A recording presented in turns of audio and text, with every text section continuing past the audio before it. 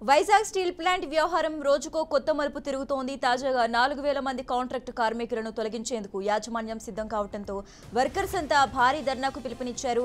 ఈ రోజు training centre వద్ద భారీ ఆందోళన చేయనున్నారు.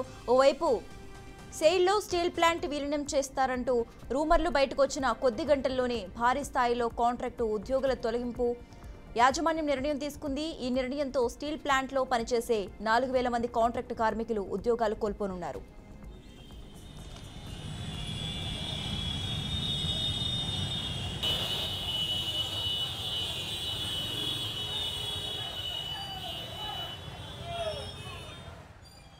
మరీ చెప్తున్నా ప్రాణ త్యాగానికి సిద్ధమవుతుంది. మీ అందరూ కూడా, మీ పోరాట కమిటీకి మీ అందరూ కూడా వదిలేదు లేదు. యాజమాన్యాన్ని ఏది ఏమైనా సరే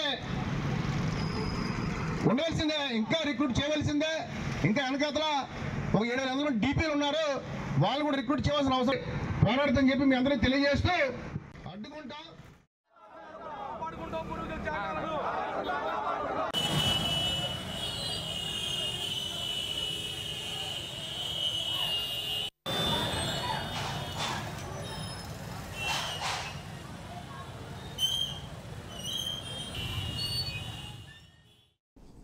వైజాగ్ స్టీల్ ప్లాంట్ వ్యవహారం రోజుకో కొత్త మలుపు తిరుగుతోంది. తాజాగా 4000 మంది కాంట్రాక్ట్ కార్మికులను తొలగించేందుకు యాజమాన్యం సిద్ధం కావడంతో వర్కర్స్ అంతా భారీ ధర్నాకు పిలుపునిచ్చారు.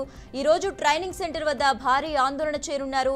ఓవైపు సెయిల్లో స్టీల్ ప్లాంట్ విలీనం చేస్తారంటూ రూమర్లు బయటకు వచ్చిన కొద్ది గంటల్లోనే భారీ స్థాయిలో కాంట్రాక్టు ఉద్యోగులు తొలగిస్తూ యాజమాన్యం నిర్ణయం తీసుకుంది.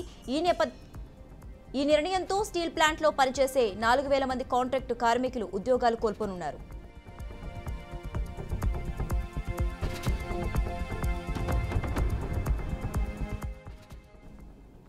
రైట్, ఇక ఇదే అంశానికి సంబంధించి మరింత సమాచారం మా ప్రతినిధి బాలు ఫోన్ ద్వారా అందిస్తారు. బాలు, చెప్పండి, వైజాగ్ స్టీల్ ప్లాంట్ వ్యవహారం రోజుకో కొత్త మలుపు తిరుగుతుంది. దీనికి సంబంధించి అప్డేట్స్ ఏంటి?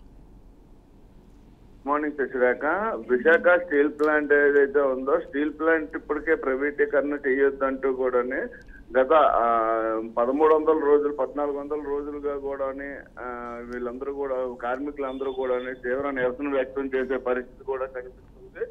అయితే ఈ నేపథ్యంలో ఇటు రాష్ట్ర ప్రభుత్వం కానీ అదేవిధంగా కేంద్ర ప్రభుత్వం కానీ సెయిల్లో విలీనం చేయడానికి మొత్తం సమాలోచన చేస్తున్నాము. దానికి తగ్గ ఏవైతే దారులు ఉన్నాయో అన్ని అన్వేషిస్తున్నాం. ఎటువంటి టెక్నికల్ ప్రాబ్లమ్స్ లేకుండా కూడా మొత్తం ప్రైవేటీకరణ చేస్తామంటూ ఒకవైపు చెప్తున్నప్పటికీ కూడా నిన్న ఎవరైతే స్టీల్ ప్లాంట్ కి సంబంధించి కార్యదర్శి ఉన్నారో ఆ స్టీల్ కార్యదర్శి మాత్రం పూర్తి స్థాయిలో అక్కడ ఎవరైతే పనిచేస్తున్నటువంటి ఒప్పంద కార్మికులు ఎవరైతే ఉన్నారో అందులో 4500 మంది కార్మికులను తొలగించడానికి నిర్ణయం తీసుకోవడంతో ఒక్కసారిగా కూడా ఉద్రిక్త వాతావరణం అయితే చోటు చేసుకుంది.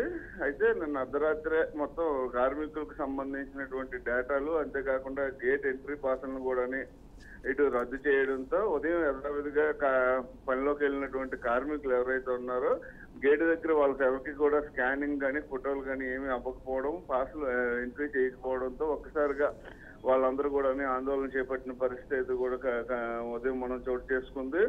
అయితే ఈ నేపథ్యంలోనే ఇటు కార్మిక సంఘాల నేతలు అదేవిధంగా ఉక్కులో పనిచేస్తున్న పర్మనెంట్ ఎంప్లాయీస్ ఉన్నారు, ఉద్యోగ సంఘాలు, కార్మిక సంఘాల నేతలు మొత్తం ఉద్యోగులు కూడా నిరసన వ్యక్తం చేశారు. ఏ విధంగా కార్మికులను తొలగిస్తారు, ఎందుకంటే ఒప్పంద కార్మికులు అంటే స్టీల్ ప్లాంట్ నిర్వాసితులు, స్థానికంగా ఉన్నటువంటి నిర్వాసితులు ఎవరైతే ఉన్నారో వాళ్ళ దగ్గరికి గతంలో వాళ్ళకి ఉద్యోగాలు కూడా ఆర్కార్డులు జారీ చేయడం అయింది. వాళ్ళనే అక్కడ ఉద్యోగులుగా కూడా ఒప్పంద కార్మికులుగా కూడా తీసుకున్నారు. సుమారు 16,000 మంది పైన ఒప్పంద కార్మికుల్ని తీసుకున్నారు. అయితే రామ్ విలాస్ పాస్వాన్ ఉక్కు శాఖ మంత్రిగా ఉండేటప్పుడు ఈ యొక్క జీవోను కూడా జారీ చేయడం జరిగింది. దానికి అనుసంధానంగా నిర్వాసితులను, స్థానికంగా ఉన్న వారిని 16,500 మందిని అప్పుడు ఉక్కులోకి తీసుకుని వీళ్ళకి ప్రైవేట్ కాంట్రాక్టర్లే జీతాలు చెల్లిస్తున్నారు. అయితే ఈ జీవోలో భాగంగా ఉక్కు నుంచి అంటే స్టీల్ ప్లాంట్ నుంచి ప్రతి నెల 2,000 రూపాయల బోనస్ కార్మికులకి, ఒప్పంద కార్మికులకు ఇవ్వాలంటూ కూడా అప్పుడు జీవో పాస్ చేయడం జరిగింది. దీని ప్రకారం ఇంతవరకు కూడా ఆ స్టీల్ ప్లాంట్ ఒప్పంద కార్మికులకు అందరికీ సంస్థ నుంచి 2,000 రూపాయలు చెల్లిస్తూ వస్తుంది. అయితే ఇప్పుడు నష్టాల్లో ఉంది, అది భరించడం కష్టం అంటూ కూడా 4,500 మందిని అర్ధరాత్రి తొలగించడంతో తీవ్ర ఉద్రిక్తత ఏర్పడింది. దీంతో ఆ కార్మిక సంఘాలన్నీ కూడా మండిపడుతున్నాయి. ఒకవైపు కేంద్ర ప్రభుత్వము ప్రైవేటీకరణ చేయము, శైలిలో విలీనం చేస్తానంటూ చెప్తుంది. చెప్పి మరోవైపు కార్మికులను తీసేందుకు కుట్ర పన్నుతుందంటూ కూడా మొత్తం తీవ్ర స్థాయిలో అసంతృప్తి వ్యక్తం చేశారు.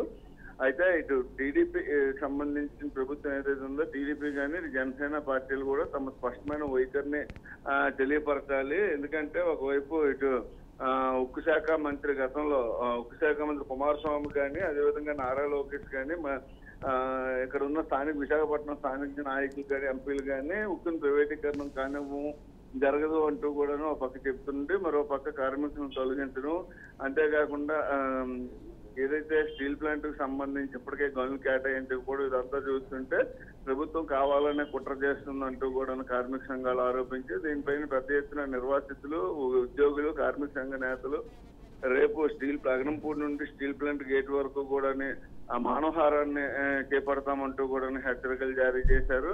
అయితే ప్రభుత్వం దిగివచ్చి వెంటనే 4,500 మంది ఉద్యోగులను కూడా తిరిగి మళ్ళీ విధుల్లో చేర్చుకోకపోతే స్టీల్ ప్లాంట్ గేట్ దగ్గర కాదు మొత్తం తీవ్రమైన ఉద్యమం ఉంటుంది అంటూ కూడా హెచ్చరికలు జారీ చేయడంతో ఉదయం 1 గంట తర్వాత ఏదైతే గంట నిరాహార దీక్ష తర్వాత అక్కడ మొత్తం స్టీల్ ప్లాంట్ లో వీళ్ళందరినీ కూడా ఎంటర్ చేయడం జరిగింది. కార్మికులందరినీ కూడా మళ్ళా పాసులు ఇష్యూ చేస్తూ వాళ్ళందరినీ ఎంటర్ చేశారు. అయితే 1 వారం రోజులు వాళ్ళకి గడువు ఇచ్చారు కార్మికులకు. అయితే దీని పట్ల కార్మిక సంఘాలు కూడా ఒప్పుకునే పరిస్థితి కూడా కనిపించట్లేదు. ఉక్కు యాజమాన్యంతో ఎవరైతే అధికారులు ఉన్నారో అధికారులతో మాట్లాడతాము, ఎట్టి పరిస్థితుల్లో ఉన్నా సరే వాళ్ళని ఎప్పటిలాగే విధుల్లో చేర్పించాలి, అంతే తప్ప గడువులు ఇచ్చే పరిస్థితి కూడా కనిపిస్తుంది. కాబట్టి అటువంటి గడువులు ఇస్తే ఉద్యోగులకు ఆరోగ్యత లేదంటూ కూడా హెచ్చరికలు జారీ చేశారు. శశిరేఖ.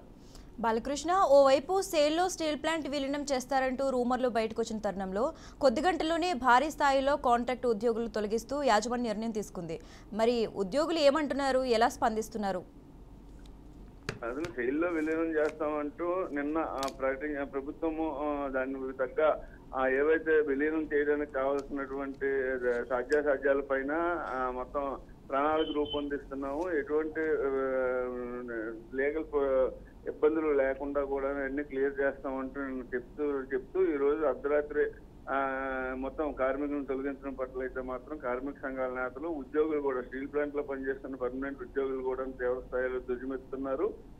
అంతేకాకుండా వాళ్ళు చేసిన డిమాండ్ ప్రకారం ఏంటి అంటే ప్రధానంగా శైలు ఏదైతే 19 మెట్రిక్ టన్నుల ఉత్పత్తిని కలిగినటువంటి శైలిలో ఇప్పటికే 55,000 మంది ఉద్యోగులు పనిచేస్తుంటే నెలకి మొత్తం 10 టన్నుల వరకు ఉత్పత్తి చేస్తున్నటువంటి విశాఖపట్నం స్టీల్ ప్లాంట్ లో కేవలం 16,000 మంది కార్మికులు మాత్రమే ఉన్నారు.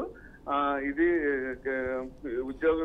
కార్మికుల యొక్క శ్రమ దోపిడీ, అంతేకాక ఉద్యోగులను పెంచడం పోయి ఉన్న ఉద్యోగులను తగ్గించేస్తే పని భారం పెరుగుతుంది, అంతేకాకుండా ఉత్పత్తి కూడా తగ్గుతుందంటూ కూడా కార్మికులు ఆందోళన చేపట్టారు. దీన్ని ఇటు మిగతా పార్టీల దృష్టికి అధికారులు ఎవరైతే కేంద్రం దృష్టికి తీసుకువెళ్తాం, అవసరం అయితే ఢిల్లీ కూడా వెళ్తామంటూ కూడా ఇటు కార్మిక నాయకులు అయితే చెప్పే పరిస్థితి కనిపిస్తుంది. Shashirekha. Okay, right. Thanks for updates Balakrishna.